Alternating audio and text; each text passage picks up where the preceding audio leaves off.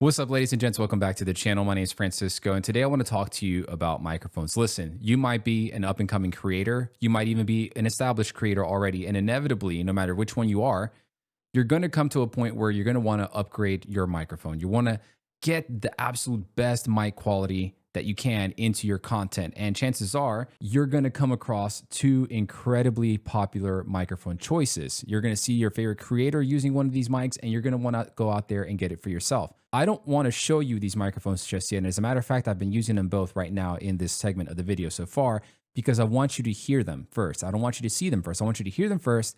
And I want to see if you're able to identify which microphone is which. Or better yet, because you don't know what they are right now, I want to see which one do you like more. Did you like microphone 2 more, or did you like microphone 1 more? Let me know in the comments below before I reveal what they are.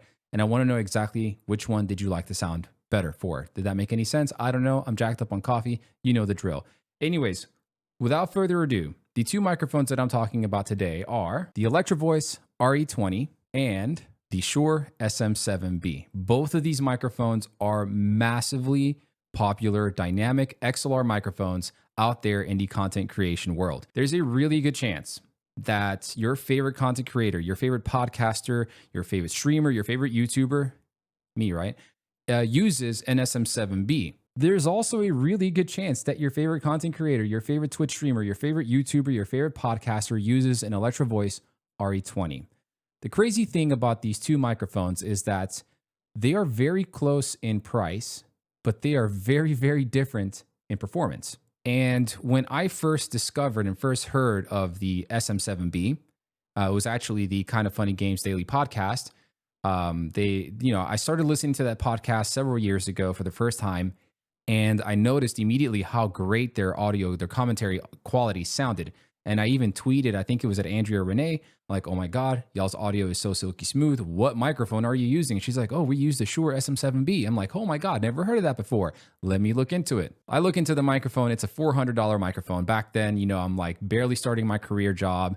I don't have the money to go spend $400 on a mic, not to mention the additional accessories required to use it at the time, which an audio interface, you still have to have that now. And back then, I probably would have needed to use a preamp, a signal booster, like a cloud lifter or a FET for example. Thankfully, though, audio interfaces and their preamps that they use have improved massively in quality to the point where nowadays I'll make the argument that you don't need a signal booster for either one of these two microphones at all. So if that's the case, then how do you make your decision? How do you choose between the SM7B and the RE20, right? A $400 microphone and a $450 microphone right here. Well, there's a couple of factors that you need to take into consideration.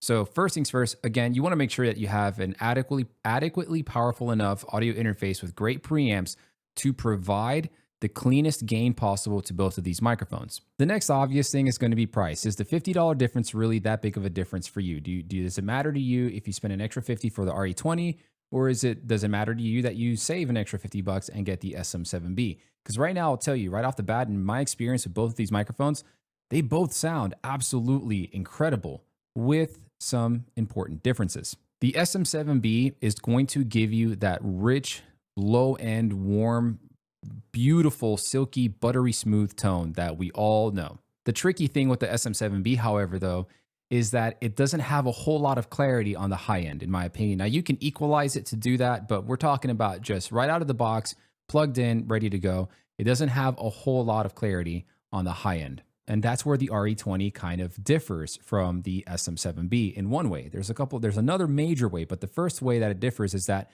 it still has that beautiful, warm, broadcasty sounding low end, but it has a whole lot more clarity on the high end as well. And so what I've noticed in my short time of using this microphone, it reproduces my voice more accurately than the SM7B does. But that's not why I decided to buy the RE20, and that's not the reason why I'm most likely going to keep my RE20 and most likely sell my SM7B. As much as I love my SM7B, I love this microphone, y'all. This is such an amazing microphone, and I'm not the first one to tell you this, okay? It's an amazing microphone. As much as I love this microphone, the only complaint that I have about the mic is that in order to get the tone and the sound that I really want out of the microphone, I damn near have to eat the microphone. It has to be very close to my mouth in order to really emphasize the low end, the bassier, warmer parts of my voice, which is not bad because if you employ some, decent mic technique and you have it at an angle here at the corner, you're not necessarily blocking your mouth and it doesn't look like you're eating your microphone, but I still have to have it pretty darn close. And this is where the RE20 does things very differently. The RE20 employs something that it calls variable D technology. And what this is basically it's pickup pattern, okay? If you look at a pickup pattern diagram, most of the times for cardioid pickups are more like a cone shape as opposed to anything else because they're picking up the sound directly in front of the capsule, which is what makes dynamic microphones amazing because they do an excellent job of rejecting, noise from the sides and from the back. However, instead of having to eat the microphone like I would with my SM7B, when I'm using just the RE20, I have a lot more space in between the microphone capsule and the top of the microphone and my mouth. And I have a little bit more wiggle room to where I can kind of move around, be a little bit more animated when I'm speaking to you. And I'm still going to retain the same tone, which is incredible. I think that's a great thing because what I've noticed, this might be my age talking, okay? But what I've noticed is that when I'm using the SM7B or other dynamic microphones that don't have the same level of technology, I have to sit very stiffly in position and hold that position to maintain the tone. With the RE20, I'm able to be a little bit more relaxed and I'm able to speak with you in a more organic manner as opposed to being maybe overly stiff on camera. I don't know if that's a perception that's out there about me, but I feel like that might be a thing. With the SM7B, I damn near have to have the microphone right up against my mouth or my chin to be able to get the tones that I want out of it. Now, it's not necessarily the worst thing in the world, but right now I'm doing a very deliberate job of sitting very rigidly with my face exactly where I need it to be in front of this microphone so that I can continue to deliver and have that same exact tone. I love both of these mics. And the fact of the matter is that no matter which one you go with, you're going to make an excellent decision and you're going to make an excellent buy. All right. In terms of the mic quality, the features, the benefits, etc. So what it ultimately comes down to is you and your voice. Which microphone delivers the sound that you want out of a $400 or $450 microphone? And the best thing I can give you here in terms of advice is go out there and test it out before you buy it. But no matter which one you buy, you're not going to make a bad purchase. Personally speaking, I love the RE20. This is a microphone I was super excited to buy. And as soon as I plugged it in and started using it, I was blown away. It sounds amazing. It does an excellent job of accurately reproducing my voice.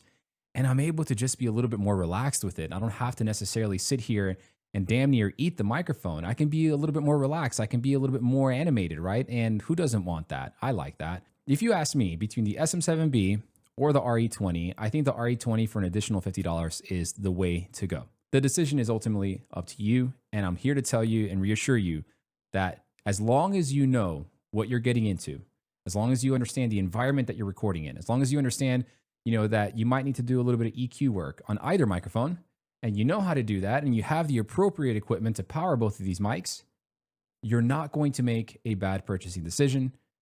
But again, if you tell me, or if you ask me, Francisco, which one do I get? RE20 is the way to go. Anyways, short and quick one here. I hope you enjoyed it. I hope you found it informative and helpful. Again, let me know in the comments below at the beginning of the video, which one did you like more? Were you surprised by any of them? Did you expect mic 1 to be the SM7B or something completely different? Did you expect mic 2 to be something different? Did you like the way that mic 2 sounds? Did you like the way that mic 1 sounds? Could you tell a difference? And if you were going to buy one or the other, which one would you get? Until next time, ladies and gentlemen, I hope you have a wonderful day. Thank you for watching. Thank you for hanging out. You know the drill. Be good to yourselves. Be good to one another. Peace out.